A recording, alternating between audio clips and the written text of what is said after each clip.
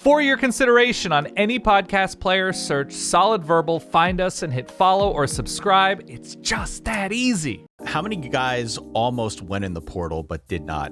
I can probably name at least like 6 to 10 quarterbacks off the top of my head right now that would have really made for a very interesting market. Welcome to the Solid Verbal. And now, Dan and Ty. Dan Rubenstein, welcome back, my friend. Thank Good you to for have you. having me. Another week here, off season 2025. How are you? I'm good. Ty, I've been watching, scrubbing through some spring games and looking at, new quarterbacks, Julian Sand, Bryce Underwood, CJ Carr. I don't have a lot of thoughts because spring games have been neutered if they even exist anymore. I guess Nebraska is now going to have a scrimmage or had a scrimmage. I don't know if it's happened yet, but you look at the crowds, you look at the styles of these spring games, it just feels off. It just feels different. But at the same time, you can kind of get a sense for like, oh, I think Julian Sand's got a thing here.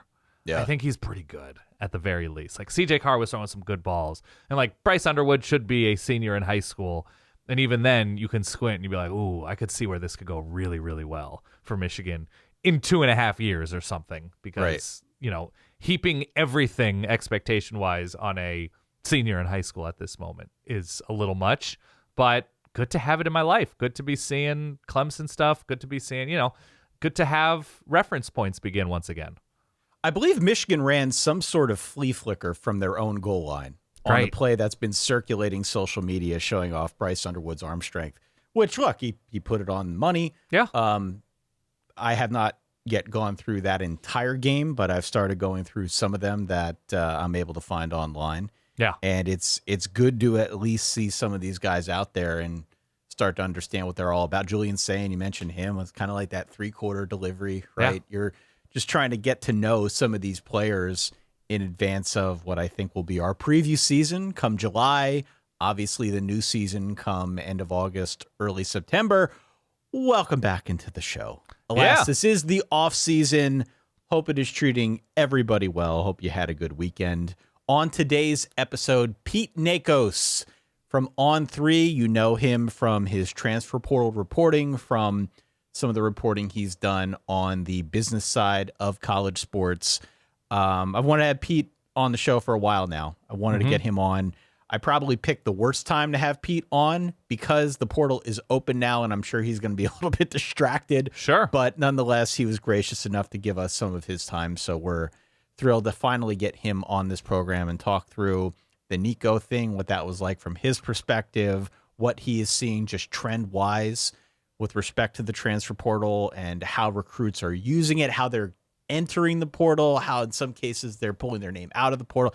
We just have a bunch of questions for how that structure behind the scenes works, not so much specifically with regard to, hey, where is Steve Angeli going? Or, hey, where is so-and-so going? But Pete has just done so much reporting on this front that I thought it'd be cool to just talk to him about how it all works. Hey, real quick, it'd be great if you could consider subscribing to the YouTube channel down below. It really helps us out. Yeah, and on that note, by the way, Georgia's been super active in the spring portal. I think you know that Josh McCray from Illinois, the big running back, he entered and is going to head to Georgia. Nico, UCLA, seems to be official at the time of we're recording. Obviously, it was a story that was broken that things were trending in that direction. You're seeing more players enter. David Stone from Oklahoma, who was a 5-star defensive lineman. He went to IMG Academy. Last year was a freshman. Entered, withdrew. So you're getting like the Sykes right now. Where you're getting the spring Sykes, where either somebody's contract expectations weren't met, and you still didn't think that, or that person then thought they would get those numbers met somewhere else, and that turns out not to be the case. Not saying that's true for him specifically. Trevor Pena, is it Pena? From Syracuse. He had entered. He has not committed anywhere. We saw Fran Brown talk about like, hey man, we took care of him, and he's looking for money that we don't necessarily feel like is appropriate. And so you're seeing those stories. God bless Fran Brown for the candid nature of how he lives his life. The Fran baby, he's the best. He seems to be great. And so, it's a fascinating time. There are a couple schools, I know Oregon's one of them, that I think they're having their spring game this Saturday, which is after the portal closes, or so there's some sort of spring portal timing to it, even though Oregon's had players announce their intentions to enter the portal during spring practice. it's all fascinating. And so then you'll have situations like Tennessee, which I'm sure we can ask Pete about, like, okay, where do they go from here? They lost their sure thing starting quarterback. Sure thing is like, he's definitely going to be the starter. Are they going to look internally? Are they going to look at a backup who has entered the portal or might enter the portal because he didn't win the job, like your guy Steve Angeli, who you are pretty sure is going to be a quality quarterback for somebody soon? Yeah, I don't know if it's Tennessee, right? But I think for somebody he can definitely start right away as a grad transfer. Yeah. And look, he came in a really high leverage spot for Notre Dame in the playoff last year and did a good job. Mm-hmm. That's a very, very small body of work. We have seen other instances of him getting in the game, and he's looked pretty good. He knows what's going on. So, yeah, I think he can play somewhere for sure.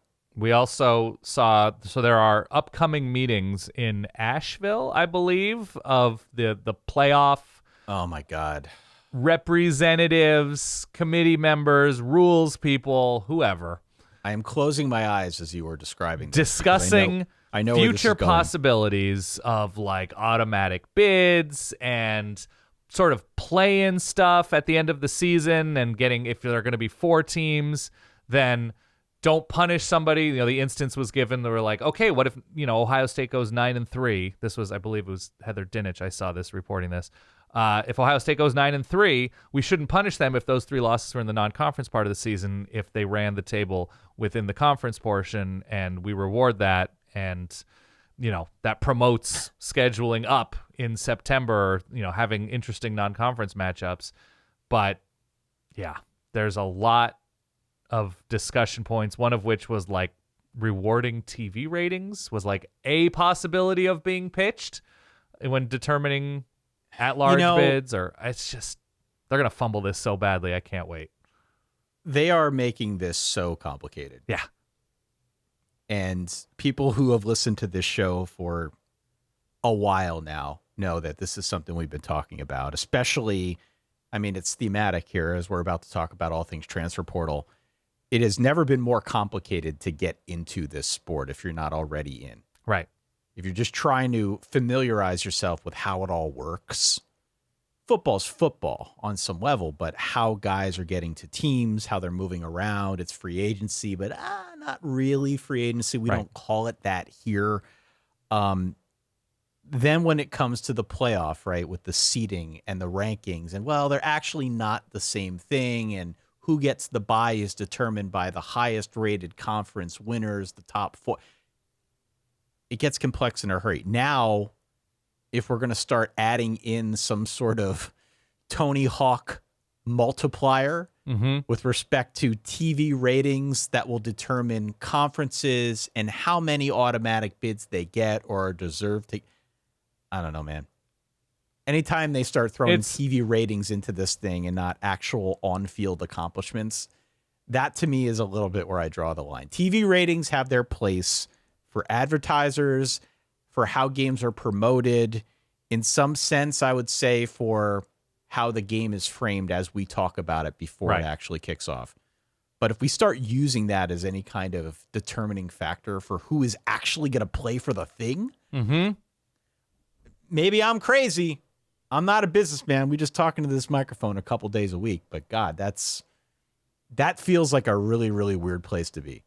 And to be clear, every major sport has its quirks in terms of rules, in terms of postseasons, in terms of salaries, right? The NFL stuff and dead cap money and cap hits, and the NBA and mid-level exceptions, and Major League Baseball with how arbitration works. Obviously, European soccer, international soccer, football, whatever, that has its own quirks in terms of how players move about the sport and who gets into what tournament and why. And there's mid-season tournaments and club tournaments and country tournaments. Like, there is a lot to digest. There is something about college football specifically with this postseason being invented on the fly, and the small print font gets bigger, where like there's a certain amount of like when you talk about conference tiebreakers, and that there's 7 degrees, 7 levels of tiebreakers. And in order to understand why Iowa State is or Colorado isn't in the Big 12 championship game, and that's just an example I'm using, you have to read a lot of small print to understand why people are where and that there's different schedules to when people can move about the sport. Not that it was ever a simple sport, but for some reason, this sport has decided, and I don't know why it's this sport because there's nobody in charge, but the multitudes of people with different, very specific interests in their own conference or TV networks or both have decided the only way we can do this so that everybody's belly gets scratched is to make it as complicated as humanly possible for everybody else, which feels like a big old fumble coming, Ty. It really does. Listen, like I said, TV ratings have their place in this world. It's what I think on some level is driving like this financial revolution we've seen across college sports. And where does it end? Merch sales, more specifically Ty? college football. I don't know where it Hotel rooms ends. booked? I have no idea, but all I'm saying is when we're using the ratings as an actual variable Just in an the idea, formula, not a specific thing that they've agreed on. well, somebody wants it if they It's put it an out there idea. in press. Yeah. If we're actually at the point now where we're starting to use that as a real factor in whatever formula they decide to go with, there's going to be outcry to that. It may not matter. It Right. probably won't change a damn thing, even if it happens. But there will be outcry to that because that feels a lot more like it's a beauty pageant than a sport. Yeah. No, it all goes back to John Boyce's Twitter image. Like groups are different than groups, capital G, lowercase g. Just explaining rankings are different than seedings because if you won your conference, you get seeded 1 through 4, even though you're ranked number 9. Why? Well, somebody has decided that that's a cool thing to do to win your conference and jump up 6 spots, 14 spots or whatever. Let's reward somebody. And like, it's just, we'll understand it and we will do our best to simplify it. Everybody that's listening to this show is probably smarter than Ty and myself, but at the same time, they're going to fumble this. They're absolutely going to get it to a point like, every step of the way, there is an unintended consequence. And the more often that changes are looked at as necessary, something's going to go wrong. So you're going to have a 12-team playoff, a 14-team playoff, whatever, and the number 23 team in the country is going to get an automatic bid. You're like, cool, guys. Great job. I would like to, at some point, connect with either Ross, who we've had Ross Dellinger on the show a bunch of times, or someone like Heather Dinich, the folks that are out there covering these meetings, which amounts to waiting around in a conference room for most of the day. But they're doing hard reporting on trying to get to the bottom of where this whole sport is headed. I would love to talk to them about what their reaction is to some of the ideas that don't make it into print. Right. Because if this is what we're hearing about, I can only imagine that there are some other, let's say, less than half-baked ideas that have been bandied about behind the scenes. They are going to fumble it. I think you're right. Yeah. We'll see where it goes. We'll read the reports just like the rest of you. But yes, there are always meetings to discuss. There are always things to discuss, new settlements to discuss, revenue sharing to discuss. We'll do some of that here with Pete Nakos from On3 momentarily. If you are new here, please hit follow. Please hit subscribe so that you don't miss any of the podcast episodes. We also do have a Patreon out at verballers.com, verballers.com. You can get all these episodes without the ads. We do bonus content, usually once a week on Thursdays, Dan. Yeah. Discord access, play games and stuff in the off season as well for those who are interested. So check it out again. That's verballers.com. Yes. All right, Dan, joining us now, you know him from On3, college sports business reporter, but transfer portal reporter extraordinaire from our friends over at On3, Pete Nakos. Welcome to the show, my friend. How are you? I'm good, guys. Thanks so much for having me on. So, for my money, you're kind of like the Adam Schefter of transfer portal reporting, and the portal is open now, Wow. so I presume you're quite busy. That's why you got the laptop in front of you, I'm sure, checking the portal as we go through. But it's not just the portal opening. It is all of the reporting that I think you have done around the portal as of late. What with Nico Iamaleava and that whole situation, you've got somebody calling you a name online in response to your reporting. then it's kind of confirmed. Like what is, I guess, your perspective on the timeline of events with the Nico thing over the last week and a half, how that has all unfolded? Yeah. I mean, did it go sort of the way you thought? Or going back to the playoff, right? Yeah. So I didn't hear the playoff stuff. I know for a fact that he definitely missed at least one winter workout, and that was a red flag. And then, it was that Thursday when we put out the story that like they were in active negotiations, like that. With some stories that like you put like a week's long effort into it, and that kind of like that's that story. That story was more like I got a phone call that morning that like, hey, Nico is going to end up in the transfer portal, and I was like, not sure I believe that at this point. Let's make some phone calls, and then we got to the point where it was very obvious that they were asking for money. There was negotiations. The portal would open in like 5 days. What would that mean for that situation? So I keep telling people this. I did not think it was going to work out the way it did. Like if you told me after we put out that story that he was going to miss practice Friday and hit the portal, like I just didn't envision that in that moment. What is your response to people calling you names online, refuting the reporting, that type of thing? Like, does that make you sort of question your process for, I don't know, vetting the details of this? I mean, just as like a person, how do you respond to that? Hindsight's 2020. I'd be lying to you guys if I told you like Thursday I was like laughing it off like I am now. Name calling is not fun. It kind of comes with the territory these days, though, on social media. I feel like, I'm still not. I have like friends who like have changed their cell phone numbers and me to like bitch Nakos and things like that. Yeah, like, right. yeah, of course. That whole part, I don't know, is like fully sunk in just yet. It was quite a whirlwind. What is, I guess, what is the takeaway now from this Nico situation? So he's since transferred to UCLA. I think people listening now know this. We got a question that came in via our Patreon asking, is this now going to become a trend where guys try to renegotiate? And it's this big hullabaloo kind of in advance of the spring window. I think the right question to ask is whether or not this trend is just a continuation, or what we've seen with Nico is a continuation of a trend that's already been going on. How much are you picking up just through your channels of this already going on with other players, maybe not as high profile, but constantly behind the scenes, this bartering process? I think that what we saw at Tennessee was really just like one of the first public situations. I'm confident in saying that it's happened plenty of times before, even things that I haven't even heard about have happened, especially just because of how much money there is in college football and how there's basically like no enforcement around it. Right. But I think moving forward too, I think what Josh Heupel did in making the decision to move on from Nico is a precedent that, just from talking to head coaches, a lot of people felt like needed to be set.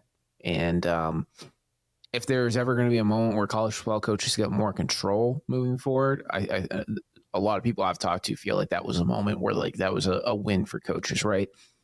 We always talk about the transfer portal of players and coaches and things, but when you talk to coaches, they're always talking about how do you have a little bit more, control over like who's on your roster and the movement, because college football free agency, while it seems a lot like the NFL, the rules around it are non-existent. So that move gave a lot of power back to coaches. I don't know how many players we're going to see in the future that really want to test the limits as far as Nico did.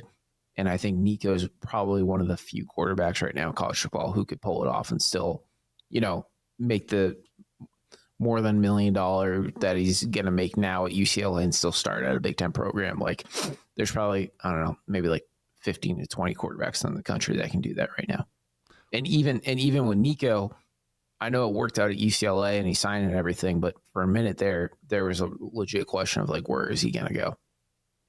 When you look at all of the different stakeholders in your universe, so players, parents, coaches, agents, take your pick. Sure. Where is the highest tension? Obviously, you were very public with family members of Nico Iamaleava, but everybody's sort of on edge with the portal, with NIL. where do you pick up? Where do your antennae pick up the most stress?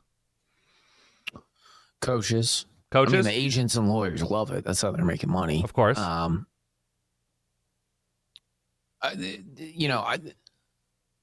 think some of the players, like, I've had conversations with players where it's just so clear that they have no idea what they should do. And there's like, I'm just thinking back to a situation over the weekend where I had a player reach out and be like, should I go in the portal? I'm like, A, I'm not going to be the person to answer that question, but B, you should stay at your school unless you actually know where you're going. And I'm not going to advise you on like tampering rules. So I obviously notified the staff of like a player asking me about that. But like, I think that there's such a players in this day and age almost have like the feeling that they need to move on because like how many people go in the transfer portal. And I think that has started to have a trickle down effect. What percentage of, you mentioned, agents and lawyers love this, right? That's how they're making their money.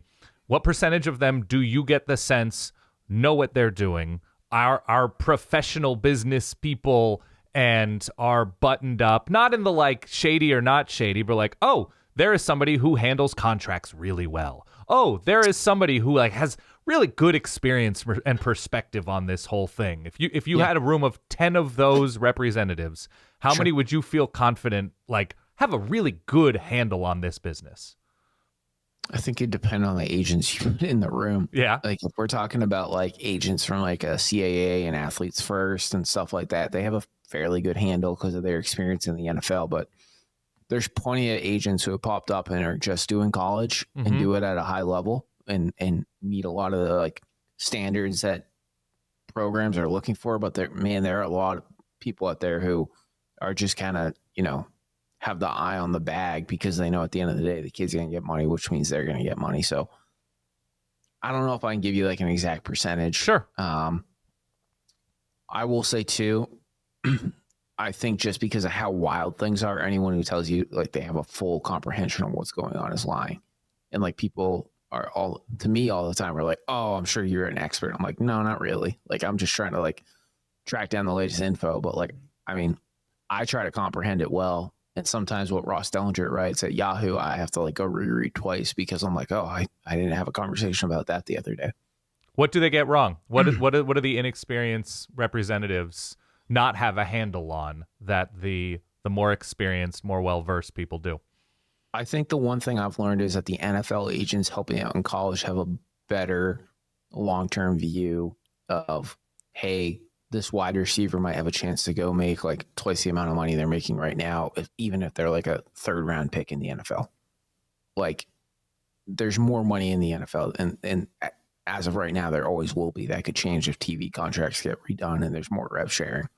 But I think that sometimes you see players and agents get caught up in just how much money they're making in the short term. Now, all that said, if I had an opportunity to make $1 million more by transferring, I probably would too. Sure. So by no means am I like saying there's a perfect way to do it, but it's like it's so case by case right now in college too. It makes it so like you don't have that in the NFL, right? Because everyone has the same salary cap and things like that. Or I should just say in professional sports, and it's so different in college. So do coaches just want guidance? Do they just want, rules and regulations and what they can do, what they can't do, what players can and can't do, what agents and can't? Is that the biggest complaint you get from coaching staffs? I like that word, staffs and not staff. Is that what you're hearing, or what are the more like nuanced complaints and stressors that coaches have in this world? I think it's such a double-edged sword, you know what I mean? Because like for every coach that says like they wish they had more enforcement, the other coach is like, yeah, well, now no one's going to come after me if I try to go get this kid in the portal. But I would say overall, people just wish the NCAA, which is membership run, did something. Right. Pete, it's like such a Wild West, I guess, feeling right now with regard to the transfer portal.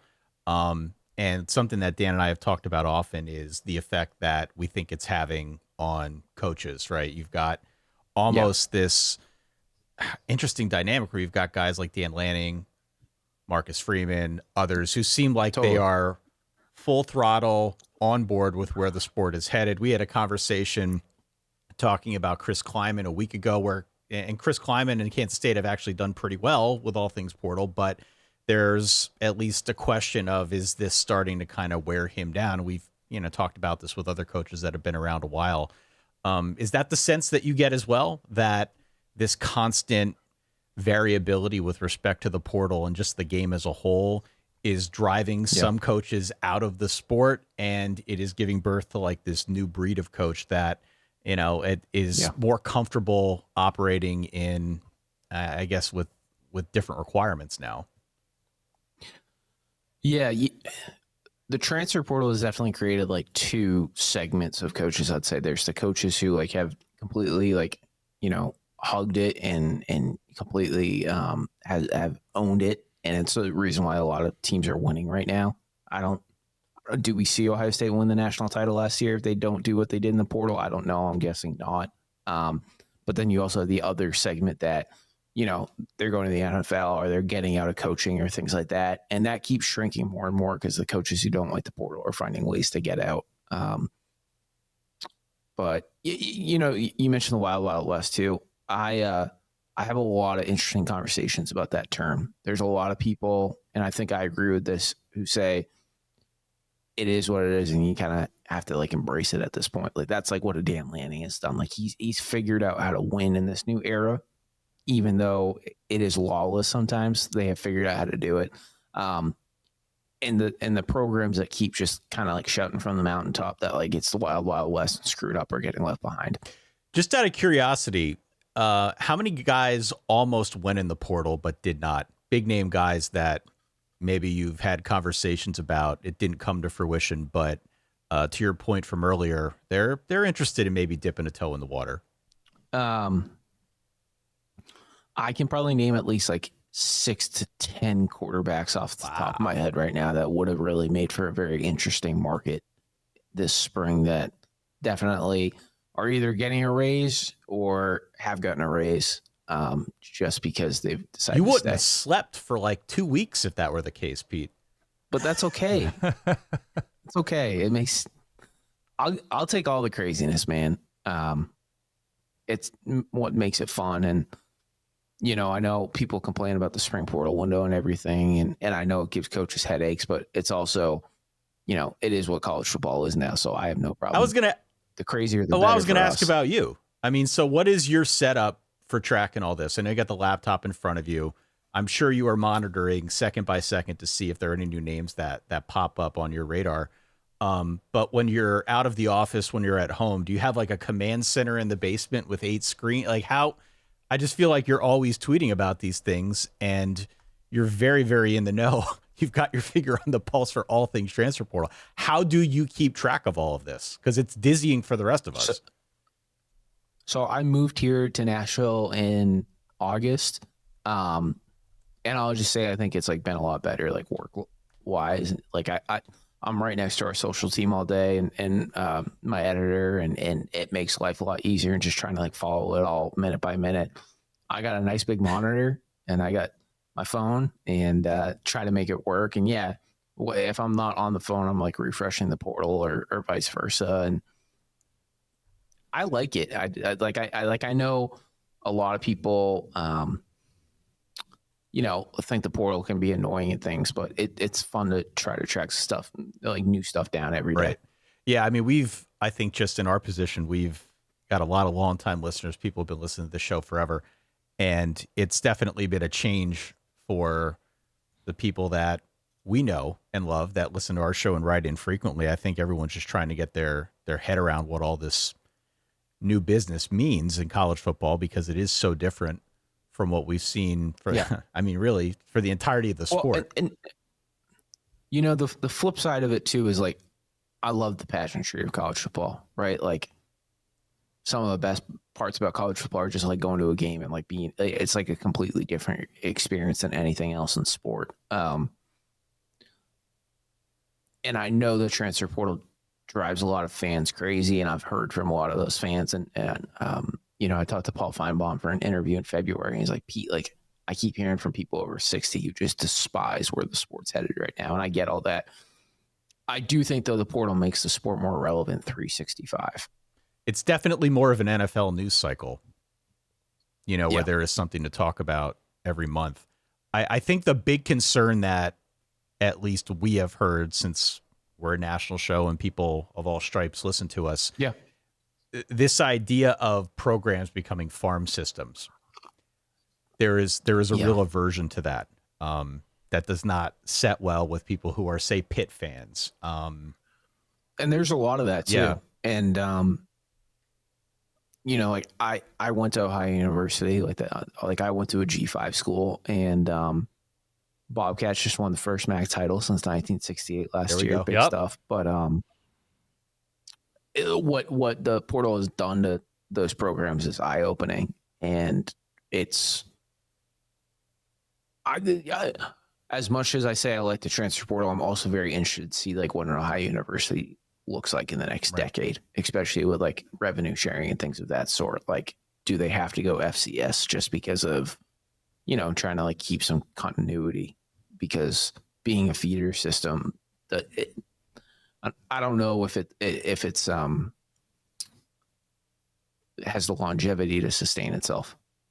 I mean, I guess my question would be, clearly, if you're talking about a G5 school, that is one conversation. But if we bring it up a level to the power conferences, if you are what is considered a mid-tier P4 school, what is your recourse for not becoming that feeder program?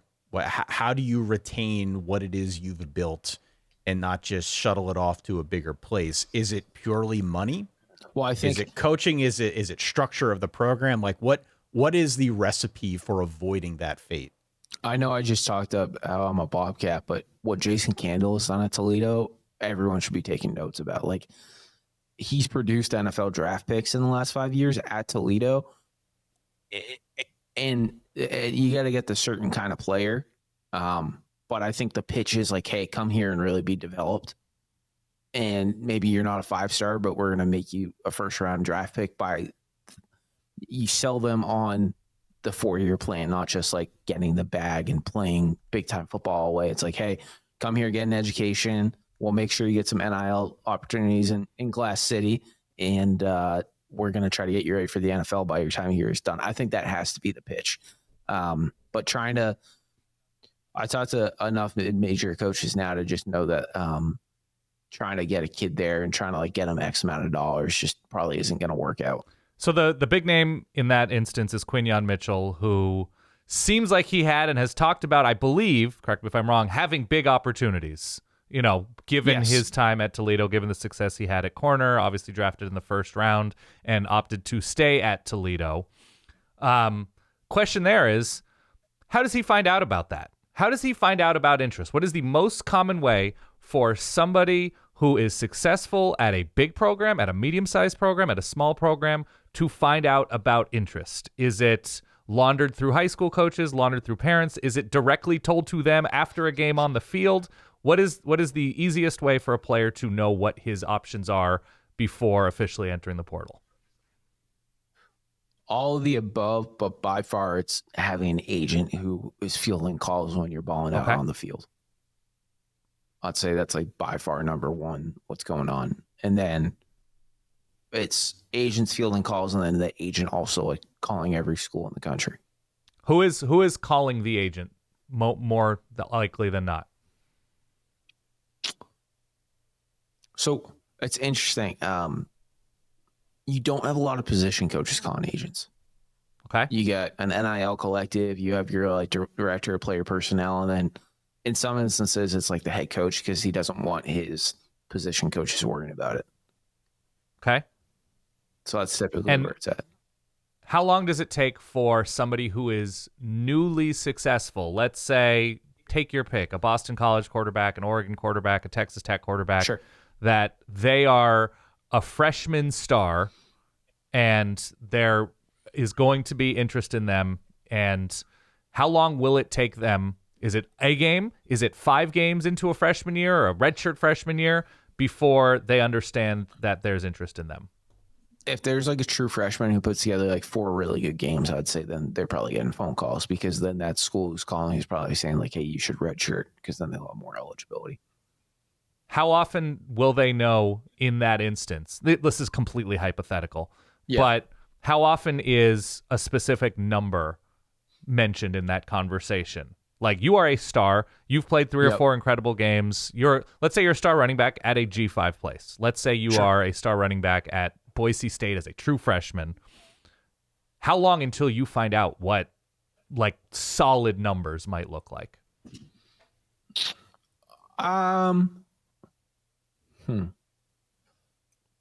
Different in every situation. Different in every situation. I'd say if a school's contacting you after those 4 games, they're probably wagging a number in your face that would convince you to go in the portal. Okay. But then you're also not like actually like signing a contract until you go in the portal. Right. Do you have instances of like the wildest way that somebody found out that there is interest in them? Have there been post-game, like? There definitely have been post-game interactions, yes. Okay. On the field. That is, yeah. Okay. Yeah. Anything even wilder? Yeah, like an airplane carrying a banner, some sort of, nothing like that? Okay. That hasn't happened yet. No. You know, I will mention, though, the one interesting thing, and this isn't like the craziest way schools ever contacted a kid, but like I think more and more, and we saw it last year with Carson Beck going to Miami, the interesting back channels of communication between NFL agents and schools when a quarterback does not have the like greatest draft grade is just going to be fascinating to watch in the years to come. I think we're like only at the tip of the iceberg there. What happened with Cam Ward last season? Obviously, there was some NFL interest, but he was not pleased with where he was evaluated. Made the move from Washington State to Miami, and obviously has tremendously helped his stock. How close was he to just going to the NFL last year? What do you remember about that specific portal recruitment? You know, that one was, I distinctly remember New Year's Eve getting a phone call being like, it's either going to be Miami or the NFL draft. And when I went to bed that night, I was like, well, he's obviously going to go to Miami. Like, why would they're going to pay him well? And then he's going to have a chance to win a Heisman, has ended up playing it. Like, why wouldn't he just go there? And he picked the NFL draft. And the reason why I think he picked the NFL draft is because he had made so many stops and felt like he had proven himself time and time and again that he was kind of like, let's go do it. Like, I'm ready. Like, let's go do it. And then, like Mario Cristobal and Shannon Dawson, like, did not let up. Like, they just continued to make phone calls and make sure that Cam knew that he had a spot at Miami if he wanted it. And then maybe that draft grade wasn't great, but then I think it also kind of came together of like, hey, like, I can like seriously go try to be the number 1 pick in 2025, as we're probably going to see play out later this week. Are there ever names put into the portal that are put in and removed so quickly that most people don't see it? No. That there's always some sort of alert. The one interesting thing, the one like portal flaw is a kid will enter and the compliance department might screw up his entry, like on the back end. Like maybe he's like, there's a misspelling and he gets withdrawn. And sometimes like happens with a big player, so you gotta like wait a minute and be like, okay, like, is this happening? Like the David Stone thing last night, like, was 100% real, him withdrawing, but for a minute when I first saw it, I was like, I need to make a phone call to make sure this is like 100% true. Right. What do you know about the recruitment of high school players in getting into a system and immediately regretting it? And what is that process like? How often are you seeing? I mean, we've seen early enrollees go through spring, go through half of spring, and then enter the portal. What do you know behind the scenes about sort of the immediate acrimony of guys just going to a school for 2 weeks? I don't want to name names, but there's definitely been some situations in the last year where a kid thinks he's walking into a different situation and he instantly realizes it's not going to be that and he hits the portal. Or a highly ranked recruit thinks they're better than they are in high school, and then suddenly realizes in college the path to starting isn't going to be as immediate, right there as might be expected. Pete, we had a conversation with your colleague Andy Staples years ago now when NIL was first becoming a thing. Yeah. And Andy's theory at the time was, as we were talking about the money that was being thrown around, or at least at that point in time, purported values that we had heard, Andy's theory was that eventually the market would figure out a way to regulate itself. Yeah. Now, in this case, regulation, I use in air quotes, right? We know there's not a whole lot of that. But with respect to how much guys are being paid, how much they're being offered, Andy's theory, again, was that, well, the market will set itself and then reset itself and balance itself out so that the people putting the money out there are getting a good return on their investment. Have we seen any kind of rejiggering on that level where somebody spent X number on a player, they did not get what they thought they would get in return, and therefore they're a little bit more gun-shy about putting those numbers out there? Or are we seeing this thing just accelerate out of control? We've definitely seen the moment where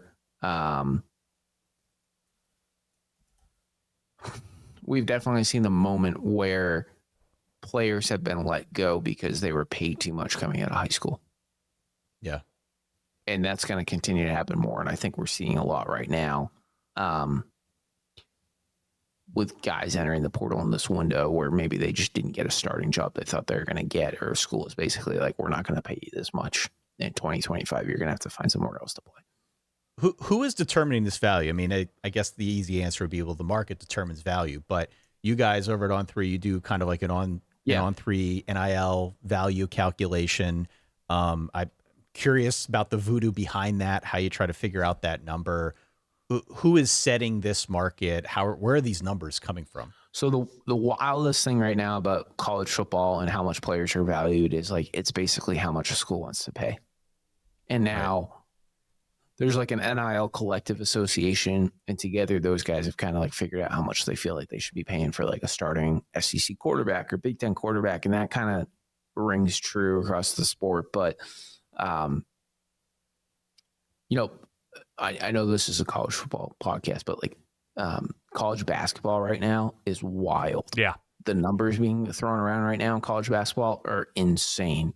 And a lot of what's happening right now in college basketball is a kid saying, I want $4 million, and he waits to see what school is going to happen.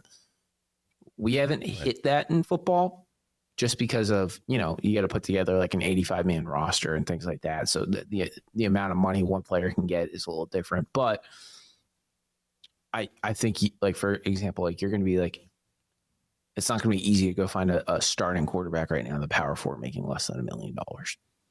Right. Like, so like, and that's kind of what recruits expect now too, coming out of high school.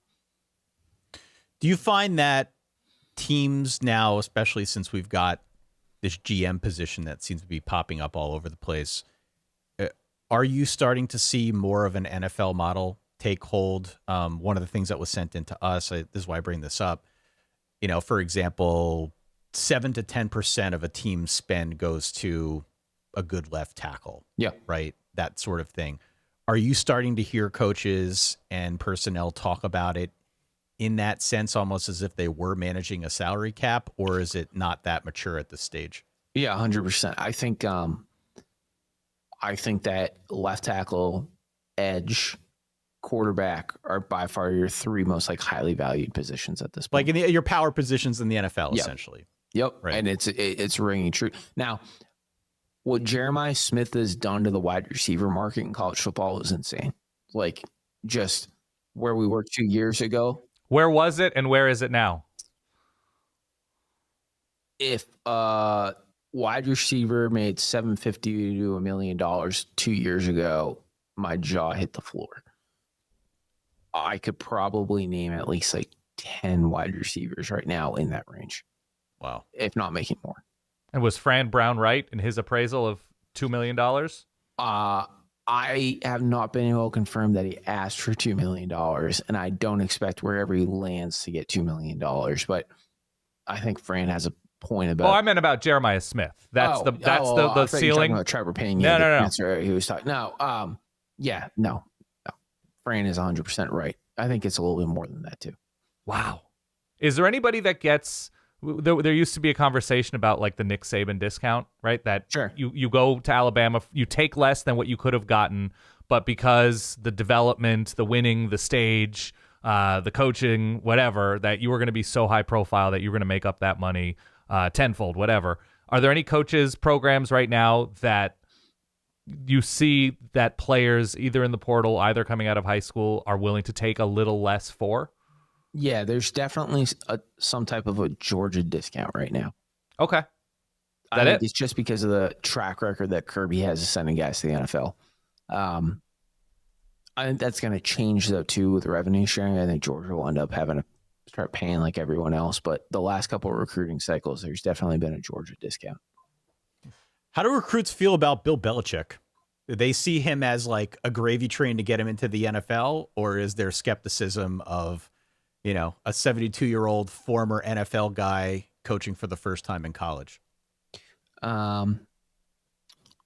I have talked to some agents who have high school recruits who have gone on a Bill Belichick visit, and it's been described very funny to me where like Bill hangs out with recruits and stuff, but like it's just the recruits can't believe they're just casually hanging out with Bill Belichick. Like it's so like, they're starstruck. yeah, they're starstruck, but it's also this interesting idea where Bill is trying to win over like a 4-star recruit, but Bill's also trying to wrap his head around about like, how do I approach a 16-year-old in high school and try to get them to come to North Carolina? Like, it's a lot of things colliding, and it makes for a very interesting visit. He's not fluent yet in recruiting.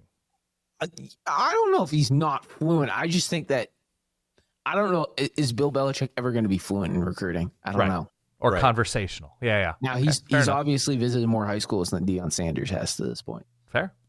That's fair. Let's bring this full circle, Pete. What's Tennessee going to do now for its quarterback? Have you read any tea leaves on that front, or have any hints as to what's coming, when it might be coming, who they're looking at, that type of thing? If you guys made me bet right now, I'm going to say that Tennessee's transfer portal quarterback edition is not in the portal yet. Okay. But you anticipate Tennessee's 2025 quarterback is somebody currently wearing another team's uniform? Well, their starting quarterback? No, I don't know that. Okay. I think I want to see what Joey Aguilar does at UCLA. Sure. I am also very intrigued to see what the other option is if they can't get a guy they feel like can start in the SEC. Fair. Gotcha. And I think in that situation, we could see like a Jake Merkinger starting in week 1. Pete Nakos, you know him well from On3. Here is my final question for you. And I have been teasing this for months. You and I have messaged back and forth, though not about this. How has On3 not branded you as Portal Pete at this stage in the game, given all your fine work? I'll just say there's a lot of transfer portal edits behind the scenes right now. Good. You got to get that branding going. I feel like we got to work on this. I don't think they're ever going to be made public, but they're made out of fun. Okay. Cool, because we have like the Fong Bomb, right? We got the Fong Bomb. Yeah, we've got the Wilt Fong Bomb. We have, and what does he call it? Spatula season. Yeah. Right before signing day. Yeah. I just think there's something there. There's something We've there. talked about a Nakos nuke. Nakos nuke. That's not bad. It's not the most positive connotation, but you already have the Fong Bomb, though. Like, I feel like you got to get away from explosives. I don't know. Listen, Pistol Pete, it worked out well for him. That's Purdue true. Pete, both these entities are household names. Right. Portal Pete is clean. It is what you do. It is what you're known for a lot. I know you do other things. I don't want to pigeonhole you. Right. No, you're all good. But Portal Pete feels like it rolls off the tongue. It is way too easy. You just got to go with that, man. We need a graphic. You guys are good at graphics over there. We're very good at graphics. Unbelievable. Portal Pete, tell the suits the Solid Verbal recommends and is offering to them Portal Pete as your branding. And let's see what happens. Okay. I'll bring that up. Appreciate it. Appreciate you guys. Pete Nakos, thank you again for your time. We appreciate all your time, especially now amid the busy season. Keep doing what you do. Keep doing the good work, and we'll bring you back soon, all right? Appreciate it, guys. Have a good one. All right, Dan. Again, Pete Nakos, you know him from On3. I'm surprised Pete was able to give us so much time in the middle of the transfer portal season. Mm-hmm. And like I said at the top, I take full responsibility for probably inviting him on during his busiest moments of the calendar year. But great to get his perspective. You know, we've talked about Pete 1,000 times on this show. Mm-hmm. I hope that he will embrace the Portal Pete moniker. Sure. I'm going to keep workshopping, but I'm good with that. I'm good with Portal Pete. I think at least as a starting point. Right. As a starting point, I think you can build up from there. But he needs some sort of hard branding because he does great work. And I feel like every time I fire up one of my social feeds, he's on there talking about somebody else entering the portal. Yeah, fair enough. Yeah, no, it's fascinating this time of year. I mean, this is all new. We've had a spring portal before, but they're every year over year, it does feel like there is something new. This year it was the Nico thing, and the idea that there were 6 to 10 high-profile quarterbacks who were either close or contemplating, portal stuff. It's just we're heading in a very specific direction in this sport, and it's just more of what we are seeing already, and it's going to be more dramatic until I guess there's some sort of guideline and central organization and players are made into employees, and everything is sort of made official and on the level. Not that everything will be on the level. There's always going to be tampering on some level, but to have actual business stipulations in place for how this all operates, I think it'll help the sport. I mean, they're going to have to. You can't change it every year. You just can't change it every year or two. They're going to have to put some actual guardrails up around this. But who? That's the thing, right? I don't know. You got to find the who before the what. I get it. And I don't know who the who is. Right. They've got to do something at some point to put guardrails up around this thing, if only to make it more sustainable. Because the path that it's on right now is not that. It is not that. It's harder than ever to build a roster. And this is coming from somebody at a show, just in general, that's very pro player. Sure. That has long believed that these guys should be earning off of their But you name, can be their multiple image, and things their at the same time. Couldn't agree more. You also need to build a roster. You also need to make sure that, the sport can continue in a more sustainable way so that it's not constantly eating itself every year. And it just feels like we're trapped in this cycle. So I don't know. I mean, Pete will be on, I'm sure, the bleeding edge of reporting with respect to where the sport goes next. To start, where some guys go next, but then beyond that, where the portal goes as it has more of a chance to mature. But a very, very interesting time to be doing what he's doing right now. We encourage everybody to go check him out. You also can't, by the way, you can't exhaust fans. And know that that those two words go together in a different context. You can't exhaust people who want to love you. You can't exhaust a USC fan who wants to love USC, or a Texas A&M fan who wants to love Texas A&M, or an Ohio Bobcat fan who wants to love Ohio. You can't take everybody for granted all of the time with the way that you not run this sport, but the way all of these conferences seem to operate. Exhausting fans seems to be the worst possible long-term strategy, and that's what's in place right now. What I've been thinking exhaustion. a lot about, what I've been thinking a lot about, and you and I have talked about this too, maybe not on the show. You ever meet somebody who you just say, yeah, they're a lot? Of course. I'm sure people say that about me. College football's a lot. It's a lot right now. It's just a lot. Not good, not bad. Just a lot. It's just a lot. It requires an emotional investment to stick with it.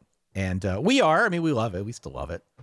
I'm not trying to turn people away. But when you see the stories of people being disenchanted by the state of their team, the state of the sport, the state of their conference, when we see the emails that come through to us, Dan, it's exhausting. It's not just reading other people.